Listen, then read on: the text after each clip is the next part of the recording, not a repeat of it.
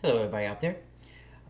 This is the Tittle of the Day for December 15th, 2014. And today it is over basically Lucifer, Satan, being the watcher before the fall of the dinosaurs, um, reptilian, I guess, creatures or animals or beasts, if you will. And some of this I got from Gary Sturman because he has a teaching where he talks about the fifth watcher, and he has a little writing about it. And I read some of that, and then of course, I put my own studying into it, and got a little bit deeper with it, and I think it's pretty cool because it makes a lot of sense to me. And okay, because we know that like Michael, the archangel Michael, is like the guardian over Israel. Right, yeah. And Gabriel is like the watcher or the archangel over all the angels. Okay, so he is the watcher over the angels, and Michael is the watcher over the Israel, the Hebrew people. Right. So he was talking about how each of the cherub were watchers over each different animal, and each different kind of sets of animals and stuff. And we're going to look at that. So first, so we're thinking of it like that. And let's get started first with Ezekiel 10:13 through 23, which says this. As for the wheels, it was cried unto them in my hearing, O wheel! And that's interesting, okay, because in my research of this, where it says, "Oh wheel," it's interpreted whirling wheel, right? Whirling wheel, but also it is interpreted from the Hebrew Galgal, which is chariot. Okay, so it's kind of crazy. It's like chariots of the gods, that kind of thing. I don't like. I don't know how to explain it. Like we'll see here that there are beside the chariot or the wheel, but yet there's spirits in there. Okay, so let's go on and on. And every one had 4 faces. The first face was the face of a cherub. Okay, so that's like Gabriel, right? He's the watcher over all the angels, the cherubs, all of that. And the second face was the face of a man. Okay, so you have like Michael, who is a watcher over men, and if you read like Enoch and some of the other books that aren't in the Bible, they talk about all these different angels that are over different things. And the third, the face of a lion. Okay, so these are the face of the watcher over the wild beast. Okay, the beasts that are not domesticated. And the fourth, the face of an eagle. Okay, over the flying ones, right? Over the flying creatures, birds, such things as that. And the cherubims were lifted up. This is the living creature that I saw by the river of Kibar. So the same one that he saw in Ezekiel 1, which we'll look at in a minute, is these same creatures. And when the cherubims went, the wheels went by them. See, the wheels went by them. So as the cherub are flying, the wheels, the chariots, are coming beside them, which is interesting, right? If you think about UFOs and so-called aliens and stuff. And when the cherubims lifted up their wings to mount up from the earth, the same wheels also turned not from beside them. When they stood, these stood. And when they were lifted up, these lifted up themselves also. For the spirit of the living creature was in them. Okay, think about that. The spirit of the living creature was in them. The spirit of the cherub were in these chariots and these wheels that whirled around. Okay, so what made me think about that is, okay, Satan copies everything, right? So what we're seeing as UFOs are a copy of these wheels, these chariots of God, okay? So Satan copies that, but he also copies it in a spiritual way, in the sense that it's physical, but it's spiritual in the sense that, okay, think about it. In Enoch, what happened to the children of the fallen angels? The watchers, okay, they became Nephilim giants, or Nephilim, the fallen, and they died. And when they died, their spirits became demons, okay, but they're part angel, so they can't die like altogether die, because the spirit can't die. So what happens? Okay, so now you got these UFOs flying around, and these demon spirits are inside of that, like just like the spirit of the living creatures was in them. These chariots, you see that? So in angels, just like Lucifer and all these others, they can change their shape. They can appear to us. They can disappear to us. They can come in and out of our reality, our dimension, or spiritual world, however you want to say it. So that triggered in my mind, oh, that's what the aliens are. They're demon spirits, but physically manifesting in a way inside of this chariot thing, which is what we call nowadays a UFO. Isn't that kind of cool? Okay, maybe one. Then the glory of the Lord departed from off the threshold of the house, and stood over the cherubims. And the cherubims lifted up their wings, and mounted up from the earth in my sight. When they went out, the wheels also were beside them, and every one stood at the door of the east gate of the Lord's house. And the glory of the God of Israel was over them above. Okay, so you see, the cherub, the angels, the watchers, are the same as the fallen watchers. Their spirit is in these chariots, but yet their physical bodies are outside of it. So they're separated in a way, but yet together. It's kind of crazy. This is the living creature that I saw under the God of Israel by the river of Kibar, and I knew that they were the cherubims. Every one had 4 faces apiece, and every one 4 wings, and the likeness of the hands of a man was under their wings. And the likeness of their faces was the same faces which I saw by the river of Kibar. Their appearances and themselves, they went every one straight forward. Okay, so isn't it interesting too, in verse 21 it says that the likeness of the hands of a man. Isn't that interesting? God, you ever see pictures of God's giant hands and things like that, the Father's hands? There's even stories of people who have near-death experiences. They're trapped in hell. They call out to Jesus, and this giant light hand will come and take them out of hell and put them back on the earth and give them a second chance and things like that. So this is what I think it's speaking about, and in a way to where God moves these cherub and these chariots with his power, with his hands, right? His power. He moves these things spiritually, okay? Satan can't do that, so what does he do? He has technology to where it's his hand through technology trying to move the UFOs and the things that we have all around. Isn't that interesting? Okay, I think it is. But anyway. Okay, so you see the cherub watchers there. There's 4 different ones here, and it's talking about the lions, wild beast, okay? Now we'll also look at Revelations 4, where it's speaking about the same living creatures or beast or cherub, and it describes them in the same way. John sees the same thing Ezekiel saw. And before the throne there was a sea of glass like unto crystal, and in the midst of the throne and round about the throne were 4 beasts full of eyes before and behind. And it's very interesting too to think about it. Beast, cherub, Lucifer was the anointed cherub that covereth the beast, the mark of the beast. See, it's something to do with changing your DNA or your spirit to beast, to angel, fallen angel-like, okay? Just like the same way they did in Genesis 6 and in Enoch and all that. They're trying to change us somehow into fallen angel technology, or fallen angel, just them being in us somehow. And the first beast was like a lion, and the second beast like a calf, and the third beast had a face as a man, and the fourth beast was like a flying eagle. Okay, so you see, the first beast was like the lion, okay? It was a watcher over the wild beast. The second beast like a calf, over like domestic animals like a dog or a cow, or things that we use for work and as a helpmeet, our pets or whatever. And the third beast, the face of a man, the watcher over men, and over the flying eagle, like birds and stuff, such.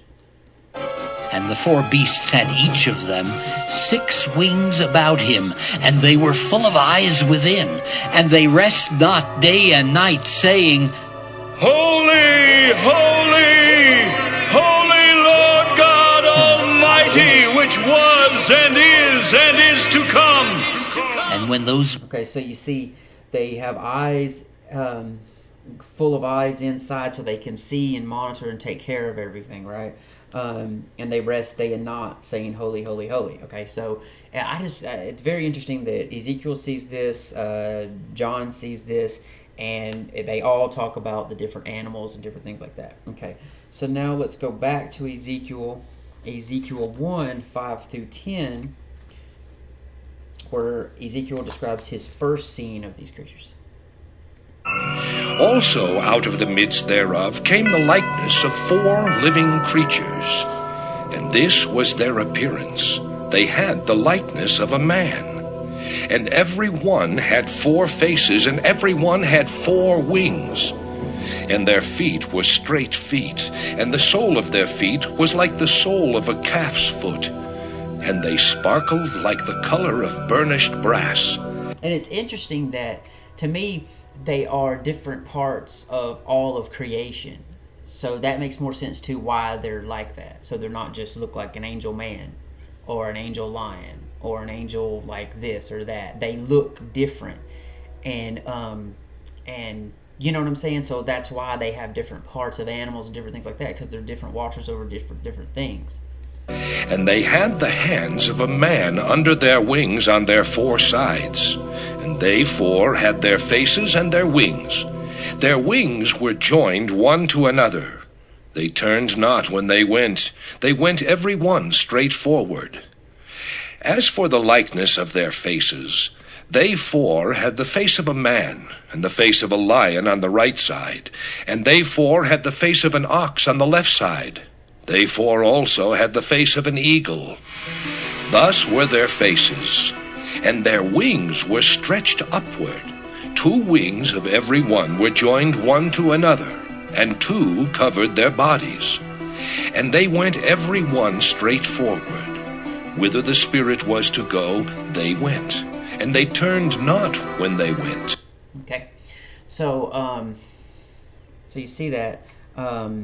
That's what they're described as lion, ox, eagle, and it says it in different, in just in Ezekiel and in Revelation, so that makes a lot of sense to me. Now, the reason that we're looking at that is because of the watchers, okay? Now, Lucifer was a serpent, and of course he was a cherub, and he was a watcher, right? So, and we can see that in Genesis 1, of course, or Genesis 3:1. Now the serpent was more subtle than any beast of the field, which the Lord had made. And he said unto the woman, Yea, hath God said, Ye shall not eat of every tree of the garden. Okay, so you see there, he is a serpent. Okay, and a dinosaur is a terrible lizard, terrible dragon, terrible serpent, right? That's what dinosaur means, pretty much. So you see that, okay. So also, okay, he's a cherub. We can see that in Ezekiel 28. There's a lot of Ezekiel 28, 13-15, which says this. Thou hast been in Eden, the garden of God. Okay, so there. He is in Eden as cherub, right? And he can shapeshift. Okay, like Brother Bill and his, when he talks about that he goes to the Cathedral of Pain, that's a moon on Saturn, and he saw Lucifer, Satan, that he was constantly transforming from a hideous, like demonic looking monster, right, was probably reptilian looking at the same time, and then changed into a beautiful man, and then changed back into it. He's constantly changing his form. It was like moving, constantly changing is the way he described it. So we know that he can change his form. He can transform himself to an angel of light. Okay. Every precious stone was thy covering, the sardius, topaz, and the diamond, the beryl, the onyx, and the jasper, the sapphire, the emerald, and the carbuncle, and gold. The workmanship of thy tabrets and of thy pipes was prepared in thee in the day that thou wast created. Thou art the anointed cherub that... Okay, so there you go. He's an anointed cherub that covereth. Okay, he covereth the throne of God even. Covering. And what were the dinosaurs? The dinosaurs were the biggest thing that was on the earth. The terrible lizard, the terrible dragon, the terrible, dinosaur. It was bigger and could take everything else out, like a Tyrannosaurus Rex and stuff. So it's like that's what he was. He was not that God needs protection, but it was a covering cherub, right? It protected all from everything else. The one that was supposed to protect was the one who turned on God, right? and I have set thee. And I guess that, I'm sorry, that I keep stopping. That's why I guess it was so hard in a way to battle him as an angel, right? That's why, he only took a third of the angels with him, but they were still, he obviously thought he could win with just a third because he was so powerful, right? But, and Michael had to fight him and all that stuff. Thee so. Thou wast upon the holy mountain of God. Thou hast walked up and down in the midst of the stones of fire. Thou wast perfect in thy ways from the day that thou wast created, till iniquity was found in thee. Okay, so you see, he was perfect in his ways. A lot of people talk about that as like, oh, he was perfect as in like beautiful perfect, which is probably true, but perfect in what his job was, is to cover and to protect. So he was perfectly strong, right? And okay, you see that? Okay. So he was a cherub. Okay, we see that. He was a watcher. He was a serpent. Okay, like a serpent, a dragon. And then if we look in Revelations 12:9, and the great dragon was cast out, that old serpent called the devil and Satan, which deceived the whole world. He was cast out into the earth, and his angels were cast out with him. Okay, so there you got a dragon, a lizard, a serpent, and the devil and Satan all put together, and the angels. Okay, so you see, it just makes sense that he would have had a job. His job was to protect and watch over the reptilian things that were on the earth. Okay, and we know that God describes that. Okay, God describes in the Bible the different dinosaurs, like Behemoth is a dinosaur, and Leviathan we're going to see, and we're going to see how God.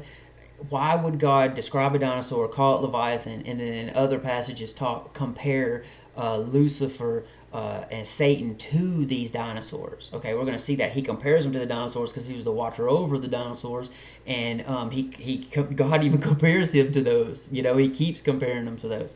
Okay, so now let's look at terrible dragon. I said that. Okay, and Lucifer, when his fall, like Gary points this out, which I think this is pretty interesting too. When Lucifer falls, something happens. Well, what happened to the dinosaurs? And he points out as it could be such a climactic, like just catastrophic thing that happened was Lucifer literally falling, and when he fell, he took out all the dinosaurs. Like that was what the meteor, or so-called, or scientists think it was a meteor. They can't even figure out what really wiped out the dinosaurs.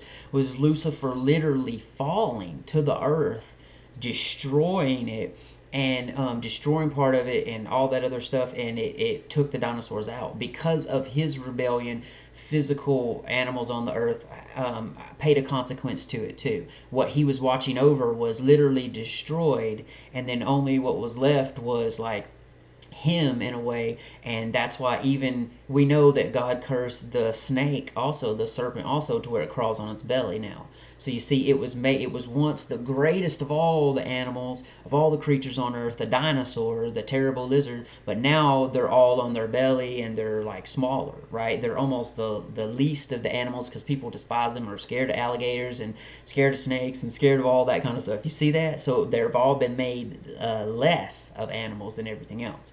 Okay, that was because of Lucifer's fall.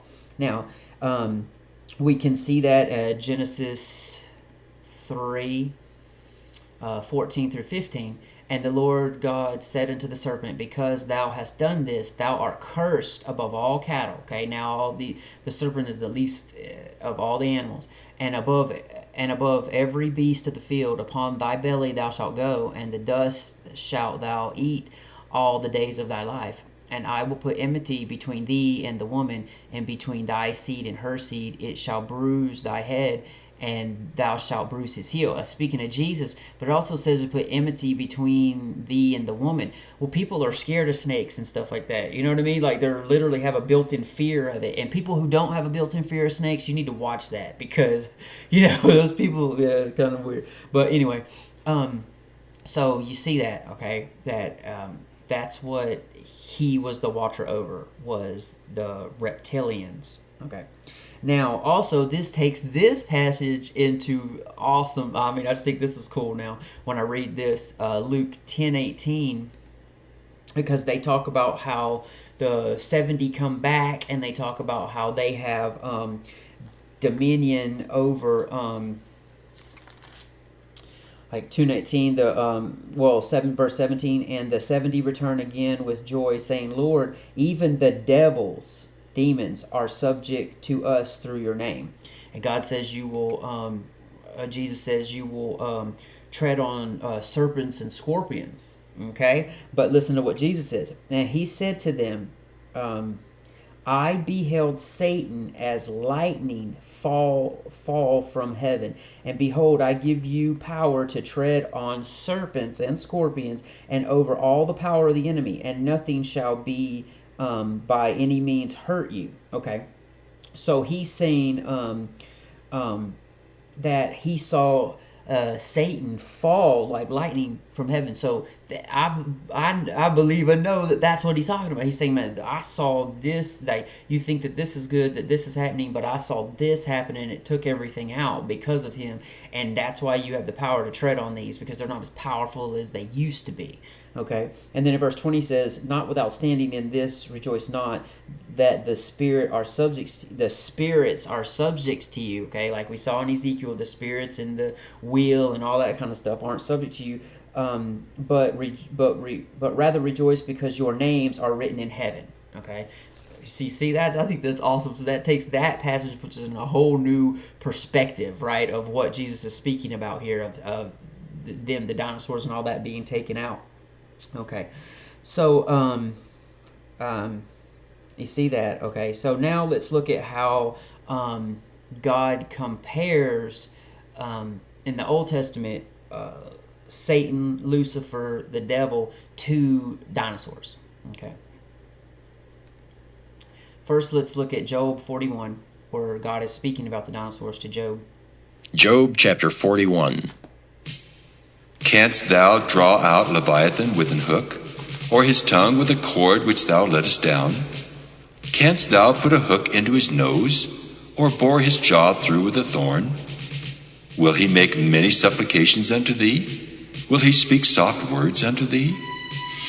Will he make a covenant with thee? Wilt thou take him for a servant forever? Okay, so think about this. This is talking about a dinosaur. It says even in my Bible, sea creature, dinosaur, Leviathan. Okay, so think about what he's saying right here. Will he make a covenant with you? Will he speak sweet words to you? So think of it also as Satan. So he's saying, will Satan do these things for you? Can you hook his nose? Who can fight? He's saying, who can fight? Who can catch Leviathan? Who can fight? Who can defeat Satan? Only Jesus can. Only God can, the Father, right? Wilt thou play with him as with a bird? Or wilt thou bind him for thy maidens?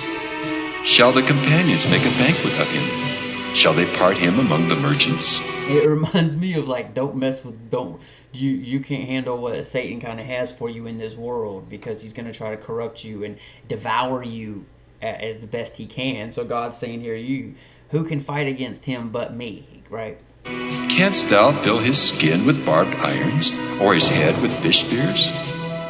Lay thine hand upon him, remember the battle, do no more. Behold, the hope of him is in vain. Shall not one be cast down even at the sight of him? None is so fierce that dare stir him up. Who then is able to stand before me? Who hath prevented me that I should repay him? Whatsoever is under the whole heaven is mine. Okay, the whole heaven, third heaven, the second heaven, the earth heaven, and whatever else is out there, it's all under God the Father, right? And he says he's going to repay him, right? It says in verse 11, and the whole heavens is his, even though that, what we think of outer space and all that stuff, Satan trying to use it to deceive us and all that, but God is saying all the heavens are mine and I'm in control of all of them. I will not conceal his parts, nor his power, nor his comely proportion. Who can discover the face of his garment, or who can come to him with his double bridle? Who can open the doors of his face? His teeth are terrible round about. His scales are his pride, shut up together as with a close seal. One is so near to another that no air can come between them. They are joined one to another. They stick together that they cannot be sundered. By his neesings a light doth shine, and his eyes are like the eyelids of the morning. Okay, so you see how, like, Ezekiel 28 is kind of describing Lucifer as a spiritual being, a cherub in heaven. This is almost like talking about the dinosaur and describing Lucifer as a reptilian being in the physical form of what he is now in his hideous form. You see that? It's very interesting. Out of his mouth go burning lamps, and sparks of fire leap out. See, that shows it's a dragon too, right? Because fire-breathing dragon. Out of his nostrils. And God describes him as all these. God describes Lucifer, Satan, as a Leviathan, as a dragon, as a serpent, all these things in one. And you think about all the cultures that have dragons in them and all this stuff, and then all of a sudden it's gone. Well, everything that's so-called mythology is based in some form of reality, okay? It's just been twisted through time, except for what the Bible describes. Goeth smoke, as out of a seething pot or cauldron. His breath kindleth coals, and a flame goeth out of his mouth. In his neck remaineth strength, and sorrow is turned into joy before him. The flakes of his flesh are joined together. They are firm in themselves, they cannot be moved. His heart is as firm as a stone, yea, as hard as a piece of the nether millstone. When he raiseth up himself, the mighty are afraid. So you see, like, his heart is as firm as a stone, okay? Like Pharaoh, God hardened Pharaoh's heart, okay? Our heart is supposed to be soft, right? So you see, it's crazy as a comparison. By reason of breakings they purify themselves. The sword of him that layeth at him cannot hold, the spear, the dart, nor the habergeon. He esteemeth iron as straw, and brass as rotten wood. The arrow cannot make him flee. Sling stones are turned with him into stubble. Darts are counted as stubble. He laugheth at the shaking of a spear. Sharp stones are under him. He spreadeth sharp-pointed things upon the mire. He maketh the deep to boil like a pot. He maketh the sea like a pot of ointment. He maketh a path to shine after him. One would think the deep to be hoary. Upon earth there is not his like, who is made without fear. He beholdeth all high things. He is a king over all the children of pride. Okay, that right there at the end, he beholds high things. What does I say about him in Isaiah? He wishes to be above high things and all that stuff. He is the king over all the children of pride. Why did he fall? Because of pride, because of rebellion. So you see, this is just like Ezekiel 28 is describing the spiritual. This is describing Leviathan, the actual dinosaur, but also the Lucifer and Satan on the earth. And that's why we need Jesus to battle something like this, because like it says in Ezekiel 28, he was perfect in all his ways. Okay, he's perfectly powerful and strong, and that's why we need Jesus to fight against him and till he's utterly destroyed. Because he's not utterly destroyed. People will say that Satan is defeated. Sin and death is defeated, so that Satan can't use that so much against us. But Satan himself is not completely defeated until Jesus comes back. I mean, Revelation tells us that he's not done until Jesus completely defeats him. Okay, we can't completely defeat him because we need Jesus to do that. All right, so you see that. That's a comparison. That's a comparison, but it's also talking about the dinosaur. Okay, now let's look at Isaiah 27, 1 through 5. Which some of you may have heard of the Reb and Planet X and Nirboob, how you say that, and those type of things, Wormwood, people all lump these all together, okay? And Rahab supposedly was another planet, and people believe that maybe that's where Lucifer fell to, and that him and his angels lived there, and then there's something happened and Earth and Rahab collided. And then that's why the earth was formless and void. It was without form because they collided, and that's where the asteroid belt came from and things like that. And then God formed it back. That's why it says it was formless and void, but God didn't make it. In Jeremiah, I believe it says that he didn't make the earth to be formless and void, but to have life on it. So he formed it back, and then that's when he put man on it and stuff. Okay. So that's the story. Now, I don't necessarily know which is completely true, okay, but I do see that with Lucifer falling, and that could also have made the earth like formless and void. And but the Bible speaks about that. Either way you look at it, about Rhea being destroyed, it being like formless and void. And so that's going to be in this also. That's why I mentioned it now.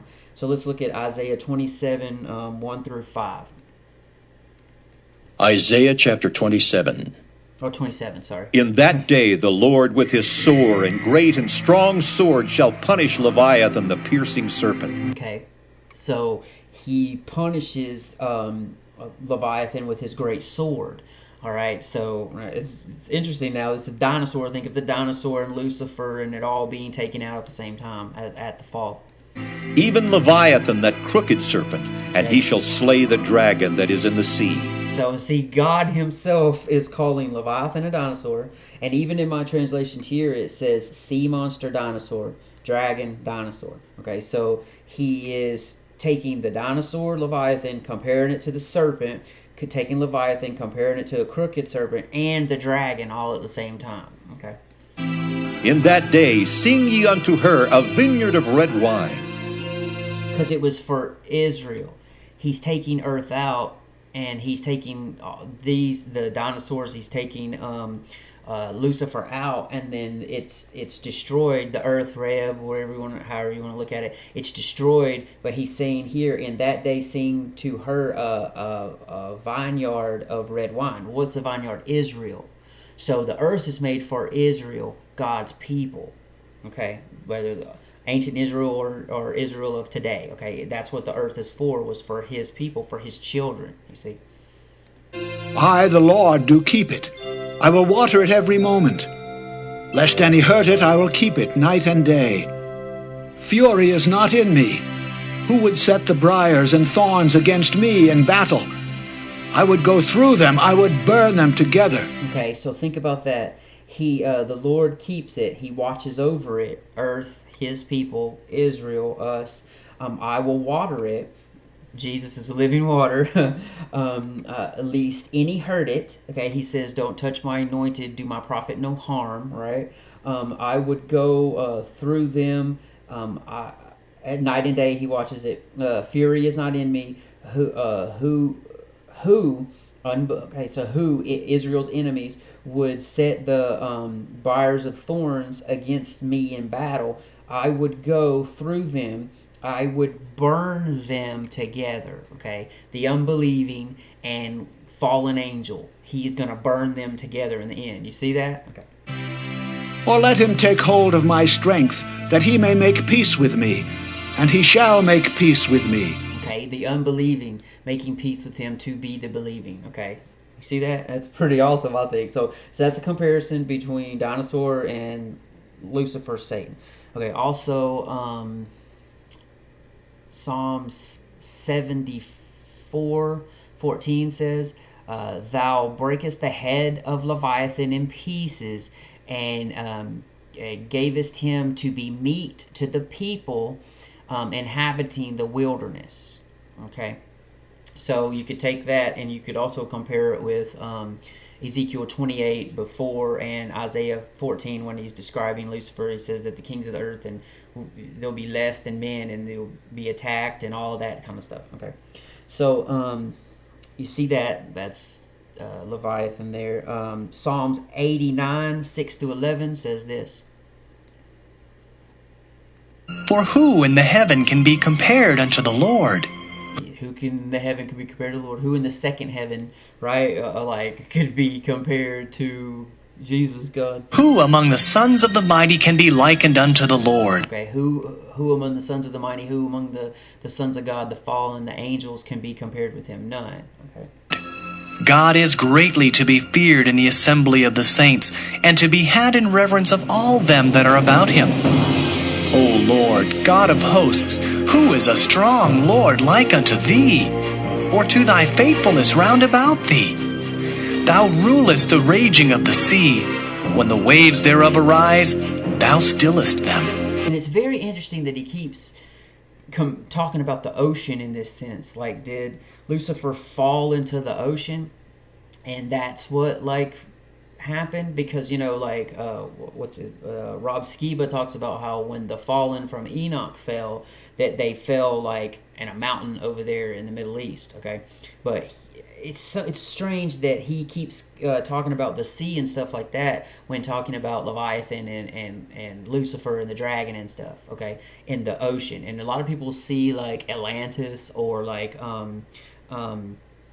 so-called UFOs, but underwater UFOs and things like that. Bermuda Triangle, okay, the triangle. I mean, we know that. So could that be where, like, he fell, and then that's why that's an evil place, the Devil's Triangle, if you will.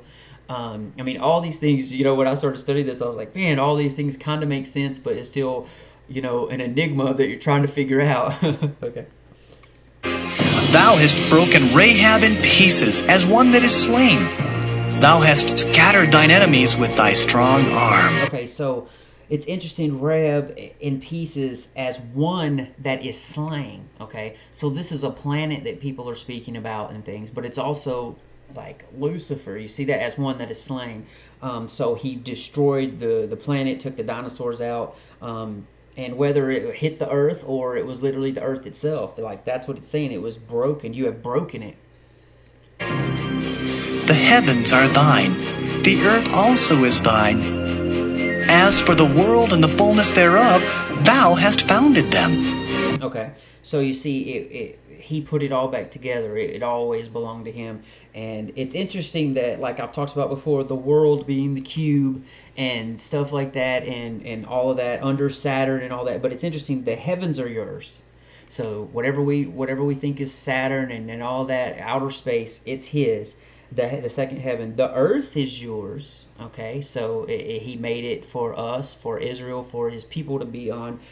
As for the world and its fullness, so as for the cube and the fullness thereof, you have founded them. So all of it's under God. God is in control of all of it. Even though we're in a cage, he wishes to set us free from this prison that's our body even, and that's this cube that we're in. And, he wants us all in heaven to be completely free from all of these prisons that inside of a prison.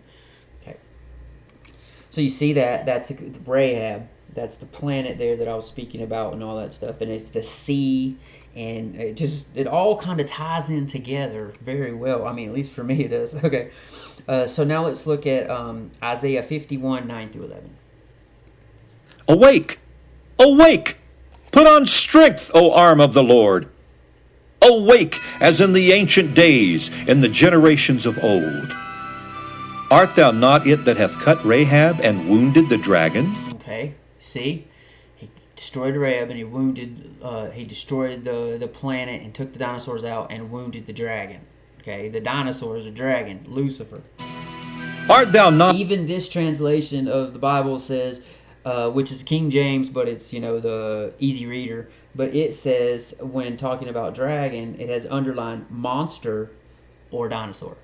Not it which hath dried the sea, the waters of the great deep, that hath made the depths of the sea a way for the ransom to pass over? See that? Like, it's talking about the ocean again, and the ransom passing over it. And that just makes me think about Jesus, and the Spirit of God was on the depths of the sea, and the darkness, in Genesis 1, the darkness was on the earth, right? And the Spirit of God was going over the waters. Okay, maybe this is Lucifer hit it, took it out, took the dinosaurs out, and then now the Spirit of God is watching over it, making sure he didn't come out of it. The ransom, Jesus, the Holy Ghost, to pass over. Passover. Okay, see how it all kind of ties together. Therefore the redeemed of the Lord shall return. So he'll put people on there. Okay, Jesus will be on there, because before the foundations of the earth, the saints were slain. Before the foundations of the earth, Jesus was crucified. Okay, we know that from Scripture. And come with singing unto Zion, and everlasting joy shall be upon their head. They shall obtain gladness and joy, and sorrow and mourning shall flee away. Aye, even... Okay, so you see, he destroyed something, but then he made it life again for all of us. That's awesome, right? I just think that's glorious. That's just awesome. Okay, so you see that. I believe that. I believe that Lucifer had a job. He covered, he protected, and he watched over the dinosaurs and reptilian life forms that were on the earth. Okay. Now, what also takes into consideration this, because well, let me see if I want to read any of what he wrote. Well, this is what Gary Stearman wrote, so I'm going to read part of it. Some of it's what I talked about, but he wrote, "These beasts or living creatures are cherubims, 4 in number, of which it seems Lucifer must have once been numbered. Both here in Ezekiel, the number 4, it talks about the number 4, 4 of them surround God's throne, full of eyes. They are also called watchers and holy ones. See Daniel 4:13 and Daniel 4:23. There is the highest calling of surrounding God's throne and doing His special bidding. Okay. Once there were 5 of them, the 5th called the anointed cherub that covereth. Okay, so you see there, and then he speaks about some of the stuff that I was talking about. And he talks about the dinosaurs. He talks about how they were the dinosaurs, like their watcher. They were reptilian. They were the thunder dragon. Okay, you heard that before. They thundered the earth. Once he and his kingdom were exalted as the highest of all creation, speaking of Lucifer and the dinosaurs, now they have sunk to utter ruin. Okay. After the serpent in the garden, they're lowly now. They're dust eaters, crawlers, whose very appearance has some produced loathing in humans who encounter them. Thus, long ago, with himself, he brought an entire class of creatures. So Lucifer, doing what he did, rebellion, he brought an entire class of created beings to shame. Okay. In Oriental cultures, the mythology of the dragon is also comparative by the great lament, that he lost his power. Okay. In the ancient rituals of their religion, there are the stories of how he seeks to rebuild it. Okay, we will rebuild. What did Nimrod say? What did Obama say? Okay. One day, says his followers, he will rise again. Speaking of the dragon in their culture. So you see that? Now, I also want to look at this to where it makes sense that some of these fallen angels would have been, that fell with Enoch. In the book of Enoch, some watchers change into cattle and have sex with cattle. Some of them come down and they have sex with women, right? Okay. So it's crazy that why would some of them transform and turn into cattle? Okay, and we can see that in Enoch 86, 1-5. And again, I saw a vision with mine eyes as I was sleeping, and saw the lofty heaven, and I looked up. A star fell down from heaven, but managed to rise and eat, to be pastured among these cows. Then I saw these big and dark cows, and behold, they all changed their cattle sheds, their calves, and they began to laminate with each other. Once again I saw a vision, and I observed the sky, and behold, I saw many stars descending and casting themselves down from the sky unto the first star. Okay, and stars are always comparison to angels, and here it's compared to fallen angels. Okay, which is crazy because we call all the media types stars and superstars and rock stars. Okay, because they're trying to be like angels, I guess, fallen angels, and they became cattle upon these calves, and they began to sleep together with them in their midst. I kept observing, and behold, I saw all of them extending their sexual organs like horses, to mount upon the heifers and the bovines. So they're trying to have sex with the male and the females. Okay, bisexualness that we see all in society today. It's all a corruption from Satan and the fallen angels. Okay, to do things differently than the way God intended, and they all became pregnant and bore elephants, camels, donkeys, so the cattle became fearful and frightened of them. So even the cattle were frightened of them and didn't want to have sex with them, try to get away with them, but stupid humans were trying to have sex with these fallen angels, okay? Because I believe also that when they came down, they probably portrayed themselves as gods and as God, right? So as they have always done, as Lucifer has always done. So that's probably why they gave themselves over to him. But the animals were smart enough to try to get away from them, okay, if they were fearful of them. Same way with the pigs. When Jesus casts out the legion into the pigs, first thing the pigs do is go jump and kill themselves in the water because they are smart to know, I don't want these demonic things in me. You see?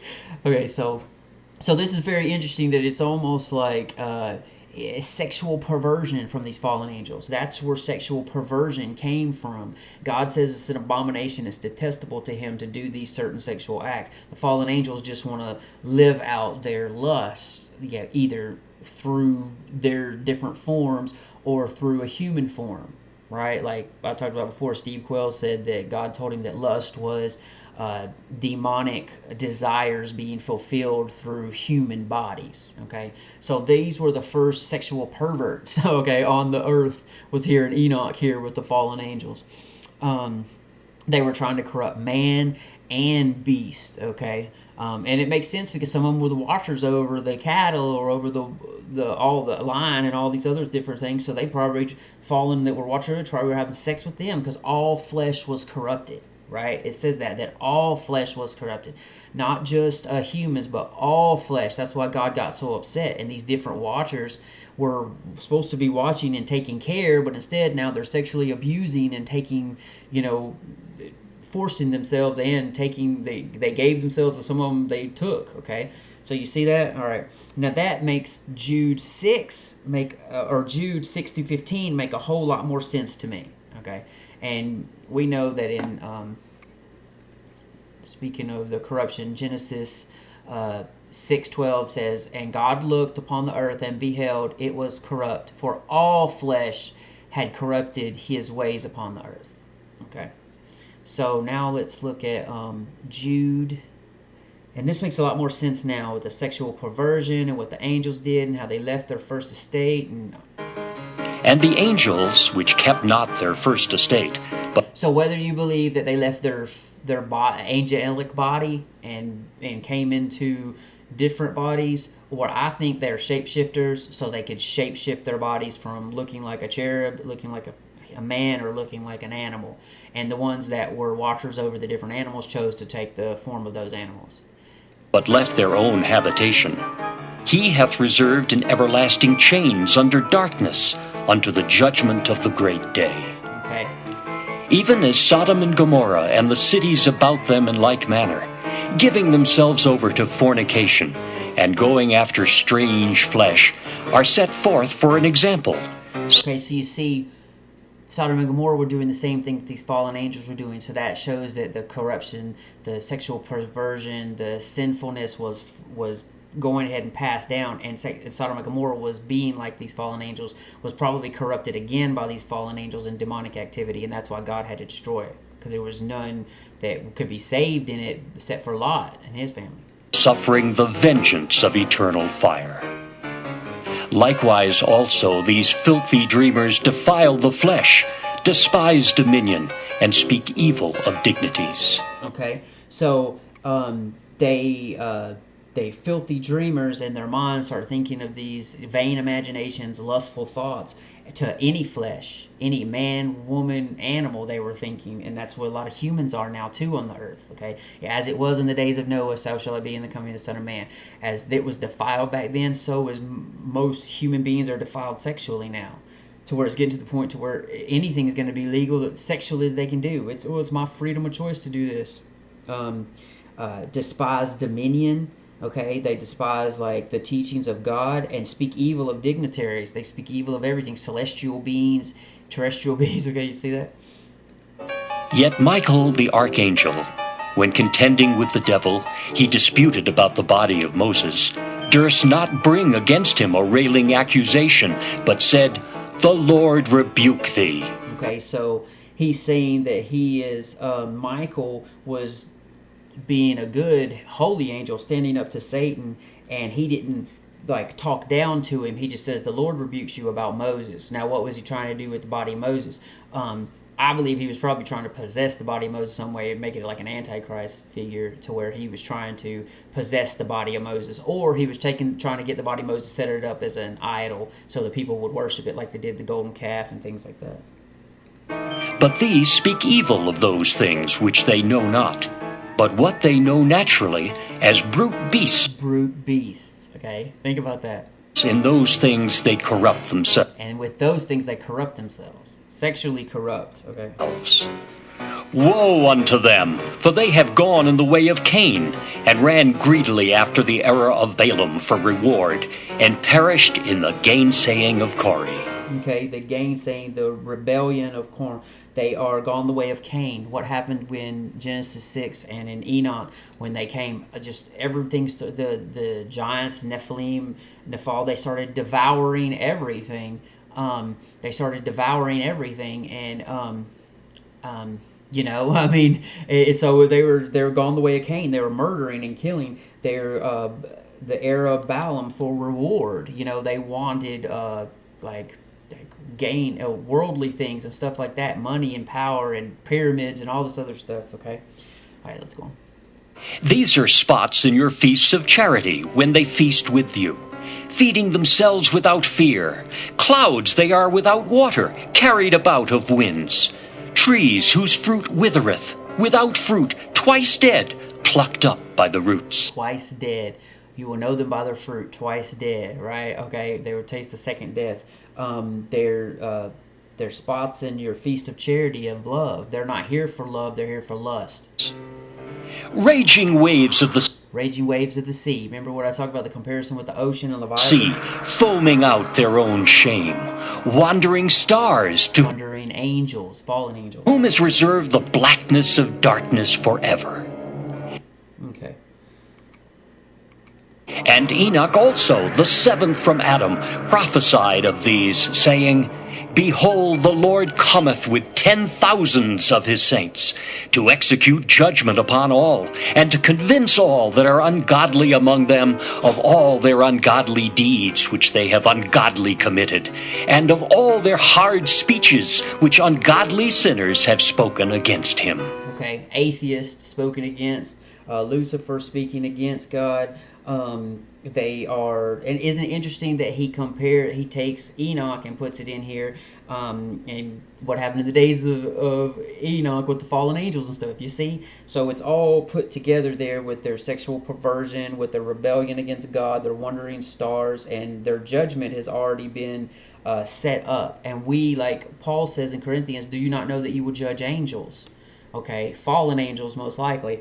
And here it says, behold, the Lord comes with 10,000s of his saints, okay, believers. See that? Okay, I hope that all pulls kind of get together and y'all can see that like I could see that, because I thought it was very interesting.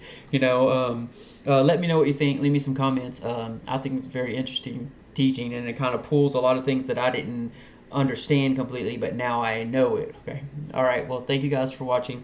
Wake and watch for Yeshua. God is love, and I love God. Amen.